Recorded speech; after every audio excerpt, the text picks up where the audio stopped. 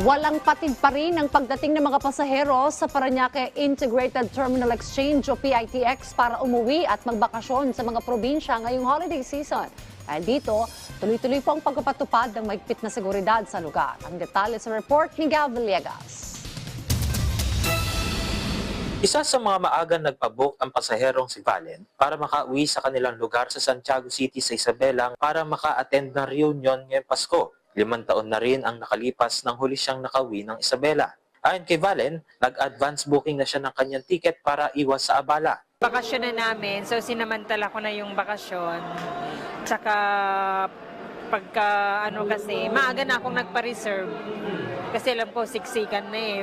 Tsaka fully book na yata. Kung si Valen ay nakapag-advance booking, si Polly naman ay hindi agad nakakuha ng ticket para makauwi sa Occidental Mindoro. Pero dahil sa dami ng pasahero ay hindi kaagad siya na-accommodate. So yung ticket namin, pinila namin kanina for 5:30, makakaalis sila ng 10:30 po. Talaga pong sobrang hirap. Sobrang hirap, pagod, puyat kasi pabalik-balik. Nais rin ipagdiwang ni Polly ang Pasko at Bagong Taon kasama ang pamilya.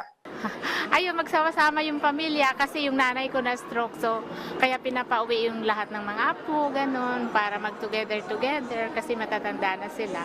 Patay sa datos ng PITX, aabot na sa halos 600,000 mga pasahero ang dumagsa sa kanilang terminal mula noong December 19. Sa datos rin ng pamunuan ng PITX, ang mga biyahe papuntang Bicol, pati rin sa Visayas at Mindanao ang nakapagtala ng may mataas na booking rate. Aabot naman sa halos 300 na mga ipinagbabawal na gamit sa terminal ang kanilang nakumpiska simula noong December 19. Karamihan sa mga nakumpiska ay mga kutsilyo, gunting at cutter. Ayon kay Colin Calbasa, Senior Corporate Affairs Officer ng PITX, inaasahan na magtutuloy-tuloy ang pagdating ng mga pasahero sa terminal hanggang bisperas ng Pasko. Dahil yung iba nating mga kababayan hindi pa kaya mag-leave, yung iba naman nauna na, no? That's why yung weekend natin ay marami na tayong mga pasahero na dumagsa sa terminal. Tiniyak rin ng PITX na sapat ang mga bus na bumibiyahe para matugunan ang dami ng mga pasahero na pauwi sa mga probinsya.